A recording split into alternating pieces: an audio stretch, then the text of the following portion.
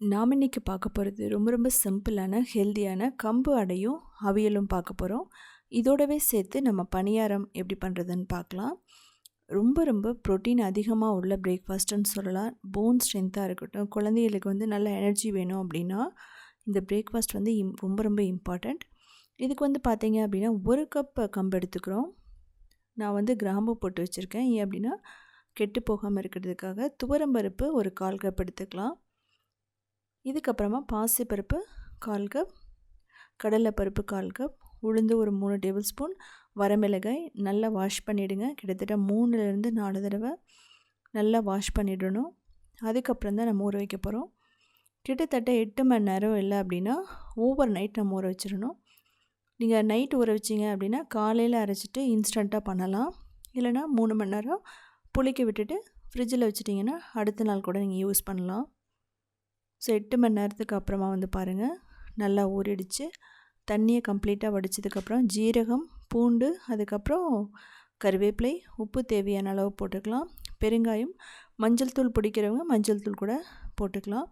இதை கிரைண்டர்லேயோ மிக்சிலேயோ போட்டு ஃபைனாக அரைச்சிக்கணும். அடைங்கிறது 2 விதமாக பண்ணுவாங்க. ஒன்று கரகரப்பாக திக்காக இருக்கும், இன்னொன்று ஃபைனாக இருக்கும், தோசை மாதிரி இருக்கும். நான் கொஞ்சம் ஃபைனாக இருக்கிற மாதிரி தான் அரைக்க போகிறேன், ஏன்னா கம்பு சேர்ந்துருக்கிறதுனால. ஸோ குழந்தைகளுக்கு இப்படி கொடுக்கும்போது சீக்கிரமாக ஜீரணமாகும். இப்போ ஒரு பவுலுக்கு ட்ரான்ஸ்ஃபர் பண்ணிடலாம். இதே மாதிரி மீதி இருக்கிற கம்பையெல்லாம் போட்டு நம்ம அரைச்சிட்டு நல்லா மிக்ஸ் பண்ணிவிடுங்க. தேவையான அளவு உப்பு போட்டுக்கலாம். இதை மூடி நம்ம ஃபெர்மெண்டேஷனுக்கு விட்டுடலாம், அதாவது புளிக்க வைக்கணும். இதை புளிக்க வைக்காமையும் பண்ணலாம். ஸோ நீங்கள் உங்களுக்கு எப்படி வேணும்னு சொல்லிட்டு நீங்கள் பார்த்துக்குங்க. 3 மணி நேரம் விட்டுருங்க. இப்போ அவியலுக்கு கேரட், பீன்ஸு, அதுக்கப்புறம் உருளைக்கிழங்கு தண்ணி ஊற்றி நல்லா பாயில் பண்ணணும்.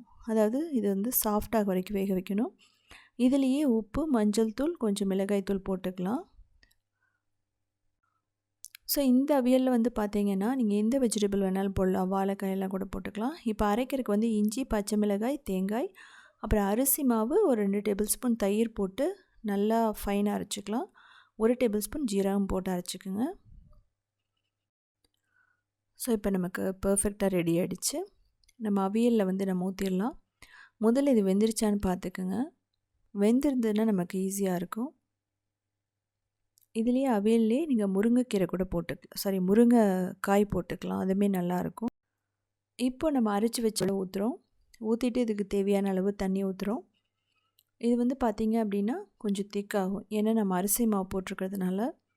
நம்ம தயிர் எதுக்காக ஊற்றுறோன்னா இந்த அவியலில் லைட்டாக புளிப்புத்தன்மை வரும், கொஞ்சம் மைல்டாக தான், உங்களுக்கு தெரியாது. ஸோ அது நல்ல ஒரு டேஸ்ட்டை என்ஹான்ஸ் பண்ணி கொடுக்கும் தயிர் அப்படிங்கிறது. தயிர் எல்லாத்தையும் மிக்ஸ் பண்ணி போடும்போது அது திரியவெல்லாம் தெரியாது. இதில் தேவைப்பட்டால் நீங்கள் முருங்கைக்காய் போட்டுக்கலாம். நான் சொன்ன மாதிரி கத்திரிக்காய், முருங்கைக்காய், உங்கள்கிட்ட எந்த வெஜிடபிள் இருந்தாலும் போட்டுக்கலாம். ரொம்ப ரொம்ப நல்லாயிருக்கும். இப்போ இது தாளித்து நம்ம கொட்டணும். அதுக்கு நம்ம தேங்காய் எண்ணெய் தான் யூஸ் பண்ண போகிறோம். கடுகும், ஜீரகம், கருவேப்பிலை, நீங்கள் வரமிளகாய், பச்சை மிளகாய் எது வேணாலும் போட்டுக்கலாம். பெருங்காயம் கொஞ்சம் போட்டுட்டிங்க அப்படின்னா நமக்கு பர்ஃபெக்டாக ரெடி ஆகிடும். இவ்வளோ தான் தாளிப்பு அப்படிங்கிறது. தேங்காய் எண்ணெய் ரொம்ப பிடிக்கிறவங்க 3 டேபிள் ஸ்பூன் கூட நீங்கள் போட்டுக்கலாம். நீங்கள் போட்டதுக்கப்புறமா மிக்ஸ் பண்ணிவிடுங்க. அப்புறம் ஆஃப் பண்ணிடலாம். இதுக்கு பார்த்திங்கன்னா கொத்தமல்லி தலையில் நம்ம போட மாட்டோம். விருப்பப்படுறவங்க கொத்தமல்லி தலை கூட நீங்கள் போட்டுக்கலாம். கொஞ்சம் லெமன் ஜூஸும் புழிஞ்சு விட்டுக்கலாம், ரொம்ப நேரம் இருக்கிற மாதிரி இருந்ததுன்னா. 3 மணி நேரத்துக்கு அப்புறம் நமக்கு அந்த மாவு ரெடி ஆகிடுச்சு, நல்லா புளிச்சிடுச்சு. ஸோ பாருங்கள், இப்போது நம்ம தேவையான அளவு தண்ணி ஊற்றிட்டு தோசை பேட்டர் மாதிரி கொண்டு வந்துடணும். உங்களுக்கு திக்காக ஊற்றுறதுனால நோ ப்ராப்ளம், ஊற்றுங்க, நல்லாயிருக்கும். அதுவும் அடை தான். நமக்கு தோசை மாதிரி வேணும் குழந்தைகளுக்கு அப்படிங்கிறதுனால அடை தோசை மாதிரி நம்ம பண்ண போகிறோம். நல்லா சூடான அயன் தவை ரெடி பண்ணிவிட்டு அதில் இம்மீடியட்டாக ஊற்றின உடனே நீங்கள் ஸ்ப்ரெட் பண்ண ஆரம்பிச்சிடணும். மேலே கொஞ்சம் ஆயில் ஊற்றிட்டு மூடி வச்சுருங்க. கிட்டத்தட்ட ஒரு 3 நிமிஷம் இந்த அடை 2 பக்கம் வேகிறதுக்கு நமக்கு டைம் எடுத்துக்கும். இது மேலே உங்களுக்கு டாப்பிங் வேணும் அப்படின்னு நினச்சிங்க அப்படின்னா ரெட் சில்லி சட்னி போட்டு அதுக்கு மேலே உருளைக்கிழங்கு மசாலாவை கூட நீங்கள் நல்லா நீட்டை தடவி விட்டுட்டிங்க அப்படின்னா மசாலா தோசை மாதிரி ஆகிடும். இல்லை இதுக்கு மேலே வெங்காயம், இட்லி பொடி தூவியும் சாப்பிட்லாம். ரொம்ப சூப்பராக இருக்கும். அப்படிங்கிற பட்சத்தில் நீங்கள் சீஸ் குழந்தைகளுக்கு ரொம்ப பிடிச்சது, அதுவும் நீங்கள் போட்டு கொடுக்கலாம். சீஸ் போட்டு கொஞ்சம் பாஸ்தா சீசனிங்கோ பீஸா சீசனிங்கோ ஆட் பண்ணிட்டீங்க அப்படின்னா ரொம்ப பர்ஃபெக்டாக இருக்கும். ஸோ 2வது பாருங்கள், நான் ஊற்றுறேன். இந்த இரும்புக்கல் அப்படிங்கிறது வந்து பார்த்தீங்க அப்படின்னா நல்லா சூடானதுக்கப்புறமா தண்ணியை ஸ்ப்ரிங்கிள் பண்ணிங்க அப்படின்னா நான்ஸ்டிக் மாதிரி ஆகிடும். அதுக்கப்புறம் நீங்கள் ஊற்றுனதுக்கப்புறம் தான் நீங்கள் அடை ஊற்றுனதுக்கப்புறம் தான் நீங்கள் எண்ணெயை ஊற்றணும். எண்ணெய் ஊற்றிட்டு நீங்கள் அடையோ தோசையை ஊற்றும் போது அந்த மாவு சுருண்டு வந்துடும், அந்த ஷேப் வராது. அதே சமயம் நீங்கள் நல்லா ஹை ஹீட்டில் வச்சுட்டு அதுக்கப்புறம் மீடியமில் வச்சுட்டு ஸ்ப்ரெட் பண்ணுங்கள். ரொம்ப ஹையில் வச்சாலும் மாவு சுருண்டு போயிடும். இதை திருப்பி போட்டு ஒரு நிமிஷம் நீங்கள் குக் பண்ணி ஆகணும். நம்ம தோசைன்னா அப்படி இல்லை, இது வந்து பருப்பெல்லாம் சேர்ந்துருக்கனால இது கண்டிப்பாக வெந்தால் தான் நல்லது. ஸோ பாருங்கள், நமக்கு பர்ஃபெக்டாக ரெடி ஆகிடுச்சு. ஸோ இதுக்கு அடைய வேலோடு எடுத்துக்கும்போது ரொம்ப ரொம்ப பர்ஃபெக்டாக இருக்கும். இதுலேயே வந்து பார்த்தீங்க அப்படின்னா நீங்கள் பேன்கேக் மாதிரியும் பண்ணலாம், இல்லை தோக்லா மாதிரியும் நீங்கள் பண்ணி சாப்பிட்லாம். ரொம்ப சூப்பராக இருக்கும்.